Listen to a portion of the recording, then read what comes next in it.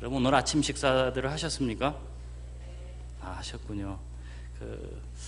아침을 먹는 남편은 좀 간이 큰 남편이라고 그러지 않습니까?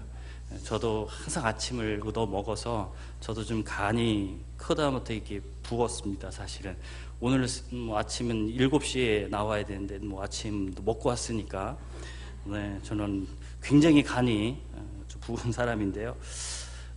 대부분의 사람들이 아침 밥을 이렇게 먹는 것보다 그 시간에 조금 더 잤으면 좋겠다라고 생각을 하고 실제적으로 아침 밥을 안 드시고 잠을 주무시는 분들이 굉장히 많아요. 그런데 정말 꼭 아침밥을 드셔야 될 이유가 있습니다. 아침을 꼭 드셔야 되는데 사람이 잠을 자게 되면 체온이 약간 이렇게 떨어진다고 그럽니다. 그러면서 뇌의 활동이 약간 느려지는 것이죠. 그러니까 뇌도 쉬게 되는 것이에요.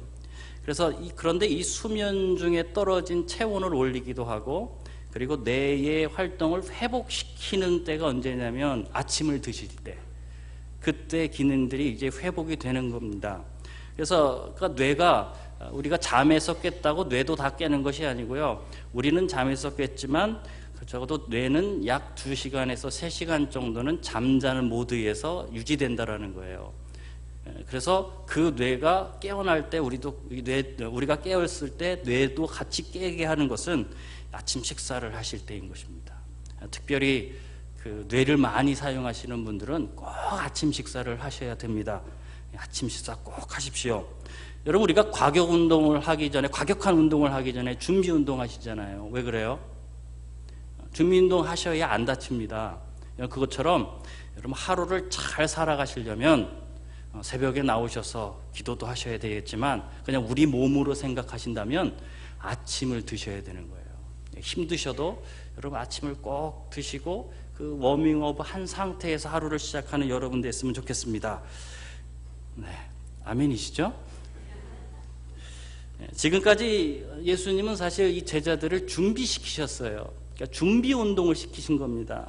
그런데 베드로가 이렇게 고백합니다. 오늘 성경 앞부분들을 보면 주는 그리스도십니다. 베드로가 이 고백을 한 이후에 오늘 성경에서는 비로소 예수님께서 자신이 이 땅에 오신 진짜 이유를 말씀하기 시작하는 것입니다. 자, 다시 말하면 이제 준비 운동이 끝났어요. 이제 본 운동을 시작하시겠다라는 것입니다. 그것이 31절에 나와 있는 말씀이에요. 우리가 31절 말씀을 함께 읽어보겠습니다. 자, 시작. 인자가 많은 고난을 받고 대제장들과 서기관들에게 버림받아 죽임을 당하고 사흘 만에 살아나야 할 것을 비로소 그들에게 가르치시되. 여러분 지금까지 이 제자들은 예수 그리스도께서 메시아이시라고 생각해서 예수님을 따라다녔어요. 하지만 예수님의 말씀은 이 제자들에게 있어서는 아주 뜻밖의 말씀인 겁니다. 왜 그러냐면 이들이 바라는 메시아, 이들이 바라는 그리스도는 지금 로마의 속박으로부터 자신들을 구원해 줄 그런 메시아를 원했기 때문입니다.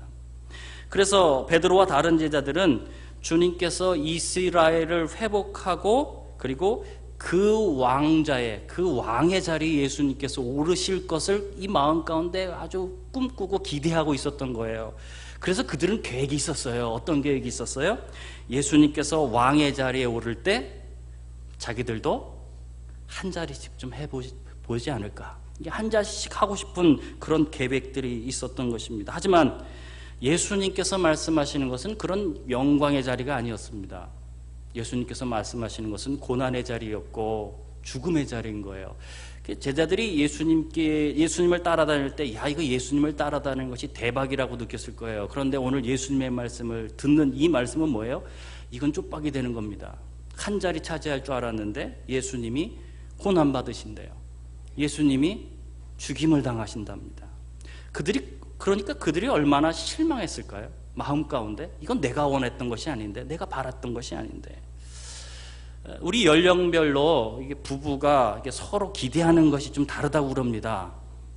20대 부부가 원하는 부부가 다른 건 뭐냐면 20대 부부에서 아내는 친구 같은 남편을 원하고요, 남편은 센스 있는 아내를 원한대요. 30대 부부는 인정받는 남편이 좋고요, 남편은 슈퍼우먼의 아내가 좋답니다. 40대는 아내는 안정적인 남편을 꿈꾸고 그리고 남편은 생기 있는 아내를 꿈꾼답니다. 40대 부부들께서는 특별히 우리 여자 성도님들 많이 웃어주십시오. 그럼 남편 굉장히 좋아할 겁니다. 50대 부부는 아내는 활력 있는 남편을 그리고 남편은 정감 있는 아내를 그린다고 그럽니다. 그리고 60대는요, 60대의 아내는 여유 있는 남편을 바라고 60대의 남편은 참 슬픕니다만 함께하는 아내를 바란답니다. 그냥 함께만 있어줘도 참 좋겠다라는 거죠. 우리 부부의 문제가 왜 생기는 겁니까? 서로에 대한 기대가 충족되지 않을 때 우리는 서로 부부에 관한 어떤 문제가 생기게 되는 것이죠. 우리 기대가 큰 만큼 실망도 크신 거예요. 실망은 보통 우리가 잘 아는 것처럼 어떤 기대가 있었지만 그 기대에서 어긋났을 때 우리 마음 가운데 느끼는 그런 감정이 될 겁니다. 그런데 이 실망이 실망 자체로 끝나면 괜찮아요. 그런데 이 실망 자체가 실망 자체로 끝나지 않습니다. 대부분의 많은 부분에서 분노의 형태로 사람들에게 나타날 때가 있다라는 거죠. 예수님이 왕이 될 줄 알았습니다. 제자들은 예수님이 왕이 될 줄 알았습니다. 그런데 예수님은 말씀하십니다. 나는 반드시 고난받는다. 나는 반드시 버림받을 것이고 나는 반드시 죽게 될 것이다. 이렇게 말씀하는 거예요. 그러니까 예수님의 말씀을 들었을 때 이 제자들은 참 많은 기대를 했지만 그들의 기대와 예수님의 말씀은 전혀 달랐습니다. 그래서 이 베드로가 아마 그 말씀 안에서 이 화가 났다는 것 같아요. 주님, 저는 주님에 대한 계획이 있어요. 바람이 있고요. 그런데 주님, 그렇게 말씀하시면 안 되죠. 이런 마음 가운데 분노가 일어나서 예수님 앞에 자신은 폭발한 겁니다. 그래서 그것이 어디 있냐면 32절 말씀을 보시면 베드로가 예수를 붙들고 항변하매라고 말씀하셨습니다. 이 항변한다라는 말이 이게 중요한 건데요. 우리는 동방예의지국이라서 어떻게 제자가 스승한테 불경스러운 말을 할 수 있을까 해서 아마 이 항변하다라고 이렇게 적어놓은 것 같아요. 그러나 이 항변하다의 이 원래의 뜻은 책망하다, 꾸짖다 합니다. 그리고 이 똑같은 원어의 단어가 똑같이 사용된 것이 그 다음 구절 33절에 나와 있어요. 예수님이 베드로를 꾸짖으실 때 그 꾸짖다와 이 항변하다는 원어가 같은 단어입니다. 그러니까 베드로가 예수님께 말씀하신 이 항변이 어떤 항변인지 여러분 아시겠죠? 이 꾸짖은 거예요. 그러니까 제자가 스승을 꾸짖었어요. 그러니까 얼마나 마음 가운데 실망이 컸고 예수님의 말씀을 들었을 때 얼마나 마음에 놀랬던지 예수님 그것 절대 안 됩니다 라고 예수님을 꾸짖게 됐다는 거예요. 예수님을 책망하고 있다는 것입니다. 여러분, 주님의 계획은 이 제자들의 기대와는 전혀 달랐습니다. 마가복음 10장 45절 말씀 우리가 찾아서 읽었으면 좋겠어요. 한두 장만 넘기시면 나오거든요. 마가복음 10장 45절을 우리가 같이 한 목소리로 우리가 읽겠습니다. 자, 시작. 인자가 온 것은 섬김을 받으려 함이 아니라 도리어 섬기려 하고 자기 목숨을 많은 사람의 대속물로 주려 함이라. 지금 제자들은 그 영광스러운 예수님을 보고 싶습니다. 그 보좌에 앉은 예수 그리스도를 보고 싶은 거예요. 왕이 되신 예수 그리스도를 보고 싶은 거예요. 사람들의 칭송을 받는 예수 그리스도를 보고 싶은 거예요. 그런데 예수님은 나는 고난받으러 왔다. 나는 죽으러 왔다. 나는 대속물로 왔다라고 이 제자들에게 말씀하고 있는 거예요. 다시 말하면 주님은 지금 이 제자들이 무엇을 먼저 보기를 원하시는가? 그것입니다. 주님은 이 제자들이 예수 그리스도의 십자가를 먼저 보기를 원하시는 거예요. 고난을 먼저 보기를 원하시는 거예요. 죽음을 먼저 보기를 원하시는 거예요. 그것이 무엇인지 먼저 깨닫기를 원하시는 것입니다. 우리 성도님들, 우리가 인생을 살아가면서 많은 어려움들을 겪게 되죠. 고난도 겪게 되고 우리가 계획하고 우리가 생각하고 내가 기대했던 것대로 우리 인생이 잘 이루어지지 않습니다. 그래서 그 앞에 우리가 절망하게 되고 실망하게 되고 낙심하게 되고요. 삶이 굉장히 힘들어질 때가 있습니다. 여러분, 그럴 때 우리가 무엇해야 할까? 우리는 무엇해야 할까? 여러분, 그럴 때 우리는 다시 돌아가셔야 합니다. 어디로요? 십자가 앞으로 돌아가셔야 합니다. 주님의 그 죽으심 앞으로 돌아가셔야 돼요. 우리가 기대가 꺾이고 우리의 삶의 계획이 꺾이면 우리의 시각은 틀어지게 되어 있습니다. 잘못되어지게 되어 있습니다. 예, 그래서 다시 우리는 그리스도의 십자가 앞으로 돌아가서 우리는 회복되어야 되는 거예요. 여러분 인생이 회복되셔야 합니다. 우리의 눈이 회복되셔야 합니다. 그래서 우리는 여러분 우리가 힘들고 연약할 때 여러분 우리는 십자가 앞에 나아가야 될 줄 믿습니다. 그 앞에 나아가서 주님이 당하신 고난이 무엇이고 주님이 나를 위해서 흘리신 피의 보혈의 능력이 무엇인지를 우리가 우리 마음으로 깊이 깨달아야 되는 것입니다. 예수님께서 십자가에 달리셨을 때 그 예수님을 사랑했던 여인들이 그 예수님의 그 십자가 앞에 무릎을 꿇고 그 고통 가운데 계셨던, 정말 절망 가운데 계셨던, 정말 쓰라린 그 처절한 고통 가운데 울부짖으셨던 그 예수님을 바라봤던 그 여인들의 마음, 우리가 그 마음을 회복해야 될 줄 믿습니다. 그래서 우리는 십자가 앞으로 나아가셔야 합니다. 여러분 부한 자도 가난한 자도 능력 있는 자도 연약한 자도 다 상관없습니다. 여러분 우리 다 그리스도의 십자가 앞으로 나아가셔야 돼요. 그리고 그 십자가 앞에 나아가면 다 동일해집니다. 똑같이 동일해집니다. 다 무엇이 됩니까? 다 주님 앞에 나는 죄인이구나. 나는 죄인이구나. 여러분 교회는 거기서부터 시작되는 거 아닙니까? 우리의 인생도 거기서부터 시작되는 거 아닙니까? 아, 내가 주님 앞에서 죄인이구나. 내가 주님 앞에서 죄인이구나. 여러분 그 주님의 은혜를 가슴에 품고 살아간 우리 되길 바랍니다. 우리의 냉랭한 가슴이라든지 우리의 절망한 마음이라든지 그 십자가 앞에 나아가서 그 십자가 은혜를 다시 경험하면 우리가 회복되는 겁니다. 다시 살아갈 용기가 생기는 것입니다.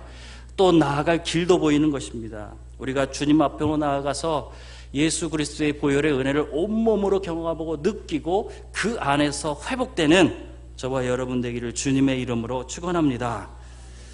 여러분 사람들은 자신의 계획을 세워놓고 주님께서 그 일을 도와주시지 않을 때 사실 그때 많이 실망하는 겁니다. 그때요. 그런데 예수님께서는 그 실망한 이 베드로, 그 분노하고 있는 베드로에게 베드로야 네가 왜 실망했는지, 네가 왜 분노하고 있는지를 아느냐? 그 원인을 오늘 말씀해 주고 있는 거죠. 그 원인이 무엇입니까? 33절 말씀을 보시면 중간부터 보시면 예수님께서 베드로에게 이렇게 말씀하셨습니다. 사단아, 내 뒤로 물러가라. 내가 하나님의 일을 생각하지 아니하고 도리어 사람의 일을 생각하는도다. 그가 실망한 이유는 다른 게 아닙니다. 그가 좌절한 이유는 다른 것이 아닙니다. 하나님의 일을 생각하지 않고 자기 일을 먼저 생각했기 때문입니다. 주님의 일을 먼저 생각하지 않고 내 일을 먼저 생각했기 때문입니다. 오늘 본문에서 나오지 않습니다만 마태복음에서는 이 베드로가 예수님께 이렇게 고백하지 않습니까? 주는 그리스도시요 살아계신 하나님의 아들입니다. 오늘 본문에서는 앞에서는 주는 그리스도입니다라고 그렇게 고백하는 거예요. 그때에 이 베드로는 그렇게 고백하고 예수님부터 칭찬받았습니다. 그게 언제 일이라고요? 바로 앞의 일입니다. 바로 앞에 예수님께 칭찬받았어요. 그러나 바로 그렇게 칭찬받고 주님께 고백하고 그렇게 칭찬받은 바로 다음입니다. 그는 금방 하나님의 일이 아닌 자기 일을 먼저 생각했고 그래서 사단의 도구가 되었다라고 예수님께 지금 책망을 받고 있는 거예요. 칭찬받았던 베드로가 바로 책망을 받습니다. 여러분 그래서 고린도전서 10장 12절에는 그런즉 선줄로 생각하는 자는 넘어질까 조심하라. 그렇게 우리 가운데 경고하고 있는 것이죠. 맞습니다. 우리는요 잠시라도 방심하면 다시 교만해지는 사람들이에요. 잠시라도 방심하면 하나님의 일을 생각했다가도 잠시 방심하면 금방 우리는 사람의 일을 생각하는 사람들이에요. 여러분 베드로처럼 오히려 그렇게 사람의 일을 생각하다 하나님의 일을 방해할 때가 일수더라는 거예요. 그러니까 처음엔 정말 하나님의 일로 시작했는데 하다 보니까 하나님의 일을 방해하고 있는 나를 발견하게 되는 겁니다. 그래서 바울이 고백하는 겁니다. 항상 자기 자신을 경계했습니다. 그래서 그렇게 고백했습니다. 나는 날마다 죽는다. 나는 날마다 죽는다. 여러분 우리도 하나님의 일을 할 때 하나님 앞에서 매일 죽어야 될 하나님의 사람이라는 것을 꼭 기억하신 여러분 되십시오. 우리는 매일 죽어야 합니다.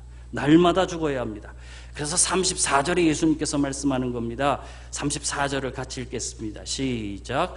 무리와 제자들을 불러 이르시되 나를 따르거든 자기를 부인하고 자기 십자가를 지고 나를 따를 것이니라. 로버트 멍어라는 분이 쓴 그 소책자가 있습니다. 내 마음의 그리스도 집이라는 소책자입니다. 아주 짧습니다. 잠깐이면 읽을 수 있는 것입니다. 그곳에서는 우리의 마음을 집으로 이렇게 표현했어요. 그래서 그 안에 있는 아마 저자이겠죠. 그 주님께 자기의 집에 있는 방을 하나씩 이렇게 내어드리는 여정을 거기다 기록해 놓았습니다.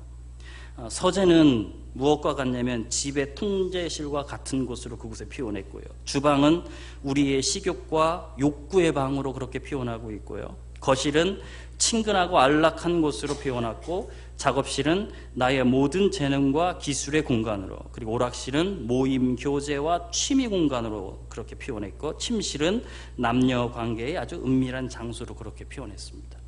그러니까 서재부터 시작해서 이 침실까지 하나하나 주님께 맡기는 겁니다. 주님을 받아들이는 겁니다. 서재에 들어오시게 하고 또 오락실에 들어오게 하고 마지막에는 침실까지 들어오게 하셨어요. 그래서 주님께 다 열어드렸어요. 주님을 그렇게 환영했습니다. 그런데 그렇게 환영해서 그 집안에 계신 주님께서 말씀하는 건요, 이 집에서 썩는 냄새가 난다. 집에서 아주 썩는 냄새가 난다. 그리고 주님께서는 그 썩는 곳을 찾으셨어요. 그곳은 그 집에 있는 골방이었습니다. 예수님께서 그곳에서 그 책 안에서 말씀합니다. 이 골방의 열쇠를 나에게 달라. 그러나 그 사람은 그곳만은 절대 열 수 없습니다. 그곳만은 절대 주님께 맡길 수 없습니다. 그곳은 저의 가장 은밀한 곳입니다. 그곳은 주님께조차도 보여드리고 싶지 않은 곳입니다. 그러니 주님, 저는 그곳을 절대 열어드릴 수 없습니다 라는 표현이 나오는 거예요. 자, 그랬더니 주님께서 말씀하셨어요. 그곳에서 나는 이렇게 냄새나는 집에 있을 수 없다. 그래서 예수님은 뒤편 베란다로 나가버리신 거예요. 이 사람이 가만히 있다 보니까 예수님께서 베란다로 나가셨어요. 예수님과 이야기할 수가 없어요. 그 교제가 끊어진 거예요. 그 교제가 끊어졌다는 그 속에서 고민을 하다가 결단을 하는 겁니다. 주님, 알겠습니다. 벽장까지도 당신께 다 맡기겠습니다. 예수님은 벽장을 여시고 그 안에 더러운 모든 것들을 청소하십니다. 그 안에 있는 상처도 청소하시고 숨겨놓은 모든 더러운 죄악들도 다 치유하시고 다 깨끗이 하시고 다시 아름답게 집을 가꾸고, 그래서 아주 청소가 잘 된 아름다운 집이 되었다라는 겁니다. 그런데 그 저자가 그 이야기를 하면서 그렇게 주님께 맡기고 주님이 청소하셨는데 마음 한구석에 깊은 깨달음이 오는 거예요. 아, 뭔가 하나 또 잘못되었구나. 정말 뭔가가 잘못되었구나. 그러면서 그 책에서 고백하는 고백의 내용이 이것입니다. 주님께 집은 열어들었습니다만 그 안에 부족했던 이것입니다. 주여, 당신은 손님이었고 제가 주인이었습니다. 이제 후로는 제가 하인이 되려 합니다. 당신이 저와 이 집의 주인이 되어 주십시오.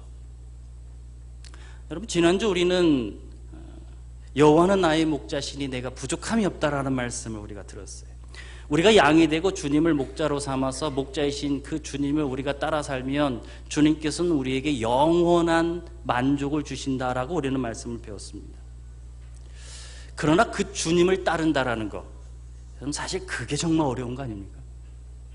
여러분, 이게 주님을 따르기 위해서 오늘 성경 본문에는 사실 두 가지 조건이 있다라는 거예요. 주님을 따르려고 한다면, 주님을 따른다면, 그렇게 결단한다면 두 가지가 되어야 된다고 말씀해요. 첫 번째가 뭡니까? 여러분 잘 아시는 거죠. 자기를 부인하는 겁니다. 나를 부인하는 것입니다. 자, 인간이 하나님을 따르고 살다가 하나님을 따르지 않기로 결단한 때가 언제입니까? 아담과 하와가 선악을 알게 하는 나무의 열매를 따먹었을 때입니다. 그때 그들이 선포한 게 무엇이었다고요? 주님, 이제는 내가 한번 살아보겠습니다. 하나님, 이제 내 힘으로 한번 살아보겠습니다. 이게 자기 주장이 생긴 거예요. 하나님, 좀 잠깐 비켜 계시고 이제 내가 하겠습니다. 그렇게 했던 그것, 이 자기를 부인한다는 것이 무엇입니까? 그 주장을 죽이는 거예요. 이제 내 주장을 버리고 주님의 뜻을 받아들이겠습니다. 오늘 앞에서 나왔던 그 책의 이야기가 무엇입니까? 이 주님께 집도 다 환영했습니다. 영접했습니다. 그런데 주님은 손님이셨던 거예요. 주님, 내가 하겠습니다. 당신은 청소만 해주십시오. 그것이 아니라 주님, 이제 내 마음, 내 인생, 나는 주님 겁니다. 저는 그 주님의 하인입니다. 그렇게 나의 주장을 철저하게 죽이는 것, 여러분, 그게 자기 부인인 겁니다. 여러분, 주님 앞에서 자기 주장을 철저하게 죽일 수 있는 여러분 되길 주님으로 축원합니다. 여러분, 당연히 그래야 주님 따라가는 거 아닙니까? 주님이 이리 가라고 말씀하시는데 나는 여기 가겠다고 주장한다면 절대 우리는 주님을 따를 수가 없어요. 이게 내 주장을 죽여야, 자기를 부인해야 예수님을 따르게 되는 것입니다. 자, 두 번째, 그렇게 주님 앞에서 우리 자신을 부인하게 되면 주님을 따르는 그 길을 따라가게 되어 있습니다. 오늘 성경에 주님이 가시는 길은 어떤 길이었습니까? 고난의 길이었습니다. 죽음의 길이었습니다. 그러면 당연히 우리도 그 주님께서 짊어지셨던 십자가, 우리도 그 뒤에서 우리도 그 작은 십자가를 지고 그 예수님을 따라가는 것이 여러분 당연한 거 아닙니까? 그런데 한번 생각해 보십시오. 십자가가 무엇일까요? 그 당시에 살았던 사람들에게 십자가는요, 설명해 줄 필요가 없는 것입니다. 누군가 십자가 이 가로막대 하나를 등에 지고서 그 산을 올라가고 있다면 그 누구도 야, 그거 왜 짊어지고 그 산에 올라가는 거야? 라고 말하지 않았습니다. 누구나 알았어요. 그냥 그거 짊어지고 가면 아, 저 사람 죽으러 가는구나. 저 사람 죽으러 가는구나. 저 사람 처형받으러 가는 거구나. 라는 것을 알았습니다. 그런데 여기 말씀하는 십자가가 무엇이겠습니까? 죽음을 상징하는 거예요. 죽음을 상징하는 것입니다. 예, 우리가 짊어질 이 십자가는 죽음과 고통을 상징하는 거예요. 그런데 내가 죄악을 지어놓고 그 내 죄 때문에 잘못된 일들을 여러분의 십자가라고 여기시면 안 됩니다. 여기서 말하는 십자가는 주님을 위해서 살다가 받는 고난들을 얘기하는 겁니다. 주님을 위해서 살다 보니까 억울한 일도 당하고 사람들로부터 손가락질도 당하게 되고 주님을 위해서 살다 보니까 여러 가지 어려움들이 생기는 그 모든 것들이 십자가라고 얘기하는 거예요. 하지만 실제적으로 우리가 살아가는 세상을 보십시오. 정말 나 자신을 부인하고 정말 주님의 그 십자가를 함께 짊어지고 살아가기로 결단하는 그리스도인들이 많은 것 같습니까? 아니, 이 자리에 계신 우리 성도님들은 그런 결단이 되어 있으십니까? 나 부인하고 주님께서 주시는 그 주님을 위해서 십자가 지고 나 살겠다. 여러분, 그런 결단이 여러분에게 있으십니까? 달라스 윌라드라는 분이 있습니다. 그분이 잊혀진 제자도라는 책에서요, 이렇게 나 자신을 부인하지 않고 주님께 헌신하지도 않고 주님을 닮아가려고 하지 않은 사람들에 대해서 좀 과격한 표현을 했어요. 이게 좀 과격합니다. 그 표현이 무엇이냐면 뱀파이어 그리스도인이다, 그렇게 표현했어요. 과격하죠.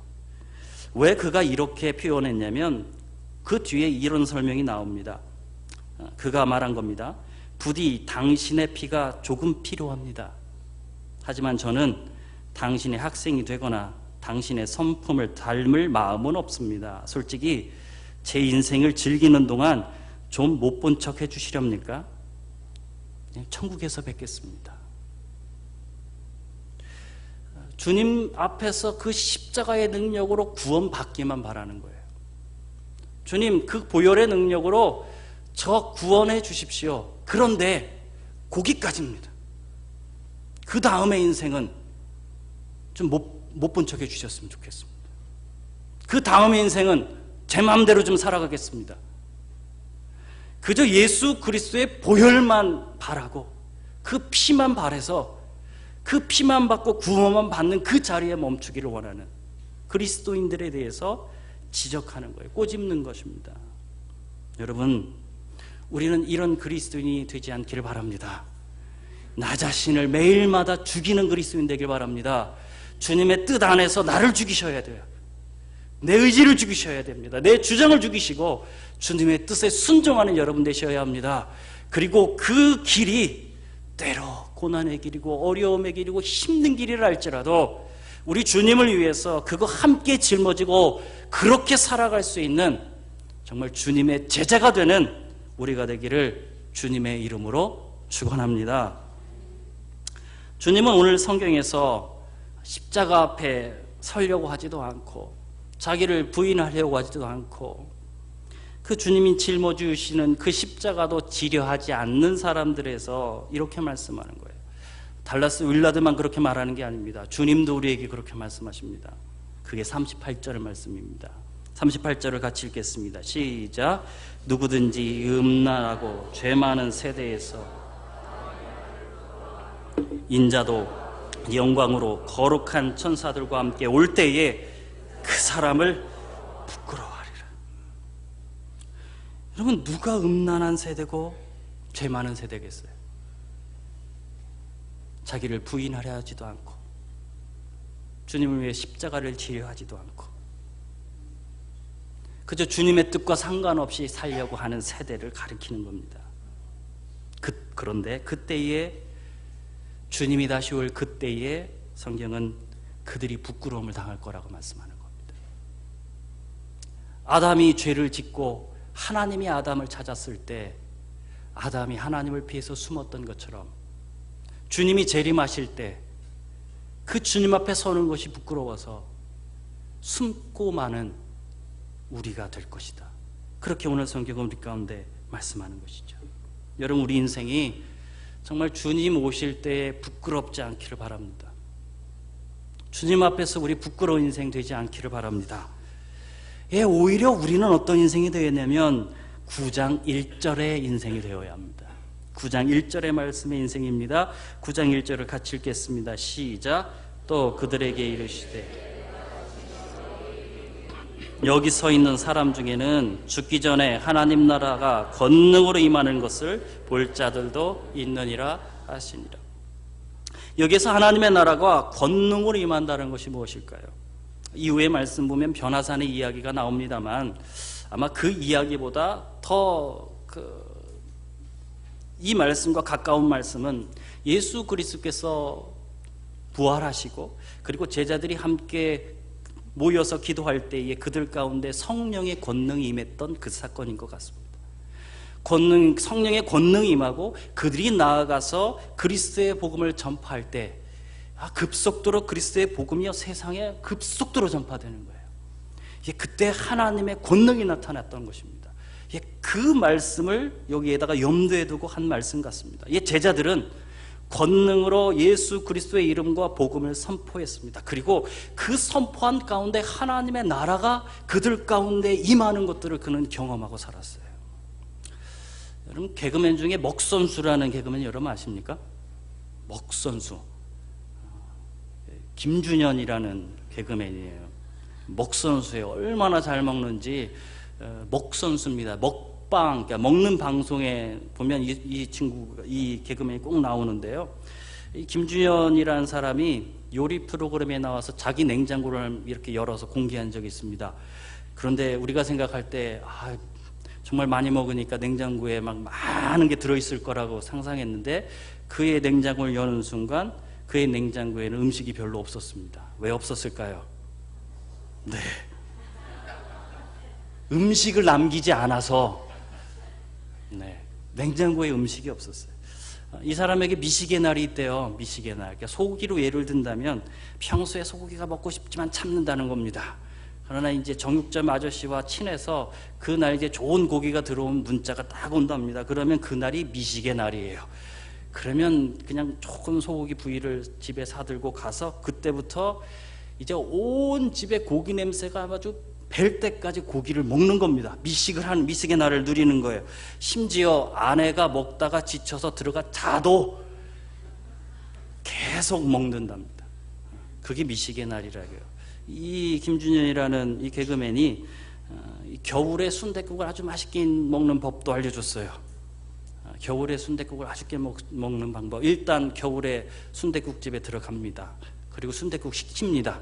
그리고 바깥으로 나와서 반팔만 입고 바깥으로 나와서 한 5분에서 10분 동안 그 앞에서 덜덜 떨다가 이제 들어가는 거죠. 그러면 이제 순댓국이 나와 있잖아요. 그 상태에서 그 순댓국을 딱 먹으면 평소에 먹던 순댓국보다 10배는 맛있답니다. 언제 주일에 같이 한번 집단으로 한번 해보실까요? 모두 반팔 입고 요 앞에 있는 순댓국을 한번 같이 드셔보시면 얼마나 맛있을까요? 여러분, 왜 그렇게 먹을 때 맛있는 거예요? 더 맛있게 느껴지는 겁니까? 고통 속에 맛보았기 때문에 그럽니다. 고통 속에서 먹었기 때문에. 여러분, 제자들이 느낀 하나님의 나라는 그냥 편안할 때 느꼈던 하나님의 나라가 아닙니다. 고통 속에서 맛본 하나님의 나라입니다. 그러니 그 나라가 얼마나 놀라웠겠습니까?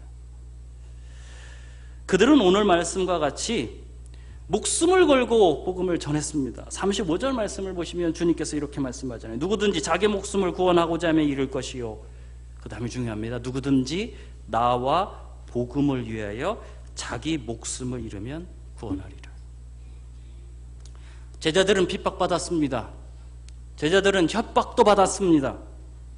계속 예수 그리스도의 이름을 증거한다면 너희들 죽어, 그러니 증거하지 말라는 협박도 받았습니다. 하지만 그들은 사람의 말을 듣는 것보다 하나님의 말씀을 듣는 것이 더 옳다라고 여겼습니다. 그래서 이후에 계속해서 죽음을 각오하고 그리스도의 복음을 증거했습니다. 그들의 삶은 편안하지도 않았고 그들의 삶은 보장되어 있지도 않았습니다. 하지만 자기를 부인하고 자기 십자가를 지고 그 속에서도 매일매일 주님을 위해서 헌신하는 삶을 그들은 살아갔습니다. 그 헌신 속에서 핍박도 경험했고 고문도 경험했고 심지어 동료들이 죽어나가는 것도 그들은 보았습니다.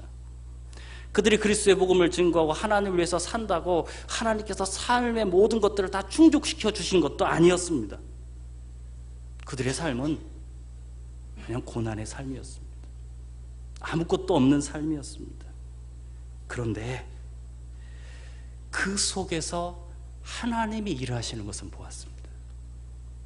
하나님이 역사하시는 것을 눈으로 보았고 그 속에서 하나님의 통치가 이루어진 하나님의 권능이 하나님 나라의 권능이 어떻게 임하는 것인지는 그들의 온몸으로 경험하고 체험하고 느꼈어요. 스데반 집사를 보십시오. 유대 지도자들에게 핍박받는 그 순간, 그리고 순교를 앞두고 있는 그 순간, 스데반은 하나님 우편에 서 계신 예수 그리스도를 봤습니다. 그 주님을 보았습니다. 왜 우리 안에 지금은 이런 능력이, 우리 가운데 왜 이런 경험이 없는 겁니까? 왜 주님께서 정말 아무것도 일하시지 않는 것 같은 느낌을 우리가 지금 받고 있는 겁니까? 정말 주님이 일을 하시지 않아서 우리가 그 주님의 일하심을 못 느끼는 걸까요? 아니, 그렇지 않습니다. 내가 주님을 위해서 아무 일도 하지 않으니까 주님이 무슨 일을 하시는지 내가 모르는 겁니다. 우리가 스스로들 많이들 말씀합니다. 아이, 우리가 저 정도까지 할 필요가 있어? 저렇게까지 헌신할 필요가 있어? 저렇게까지 할 필요가 있어? 라고 우리가 말할 수 있습니다. 그런데요, 한번 해보십시오. 여러분이 생각하는 것보다 저 정도까지? 아니요. 한번 해보십시오. 음식이 아무리 맛있어 보여도 먹으셔야 그 음식의 맛을 느낄 수 있는 것처럼 주님의 일도 그렇습니다. 저 일이 뭐 그렇게 중요할까? 저렇게까지 해야 될까? 그러나요, 나 자신을 부인하고 주님과 그 복음을 위해서 그 십자가를 지고 그 주님 앞으로 여러분 인생을 살아간다면 내가 지금까지 바깥에서는 보지 못했던 하나님의 놀라운 역사의 순간들을 우리가 경험하게 되는 거예요. 주님이 일하시는 게 보이는 거예요. 하나님이 지금도 하나님의 나라 가운데 이 세상을 통치하시는 그 순간들이 보이는 거예요. 그 능력들이 보이는 것이에요. 그 권능이 얼마나 큰지 내 가슴으로 느껴지게 되는 거예요. 여러분, 그냥 밖에서 보면 우리는 알 수 없는 겁니다. 내가 헌신하고 내가 순종하고 그리고 주님께서 나에게 맡겨주신 그 십자가를 내가 지고 주님을 따라갈 때 오늘 성경 9장 1절에 있는 말씀처럼 여기 서 있는 사람 중에는 죽기 전에 하나님의 나라가 권능으로 임하는 것을 볼 자들도 있느니라. 이 말씀을 여러분 오늘 경험하게 될 겁니다. 제자들만 경험하는 게 아닙니다. 오늘 살아가고 있는 우리들도, 우리 교회도 이 주님의 권능을 경험하게 될 것입니다. 여러분은 주님을 위해서 무엇까지 하실 수 있습니까? 정말 목숨까지도 바칠 수 있는 우리가 되었으면 좋겠습니다. 여러분, 신앙은 불편한 것 같습니다. 편한 게 아닙니다. 그렇죠? 쉽게 하려면 달라스 윌라드의 말처럼 정말 뱀파이어 그리스도인이 되는 겁니다. 그냥 명목상의 그리스도인이 되는 것입니다. 여러분, 참 그리스도인이라면 나 자신을 부인하고 주님의 고난에 동참하는 그리스도인이 되어야 될 줄 믿습니다. 여러분, 여러분의 있는 지금 자리에서 조금 더 일어나셔야 됩니다. 조금 더 주님께 드리실 수 있어야 됩니다. 조금 더 주님을 위해서 일하시고 주님을 위해서 조금 더 사역하셔야 합니다. 예, 인생이 바쁘고 많은 문제들이 있죠. 그러나 먼저 주님께 드려보십시오. 그러면 여러분, 오늘 역사하시고 오늘도 일하고 계시는 우리 주님, 그 주님을 여러분 보게 되실 것입니다. 그리고 그 하나님의 나라가 확장되는 것도 보게 되실 것입니다. 그리고 그 나라의 권능과 그 하나님의 통치가 얼마나 크고 놀라우신 것도 여러분들은 보게 되실 것입니다.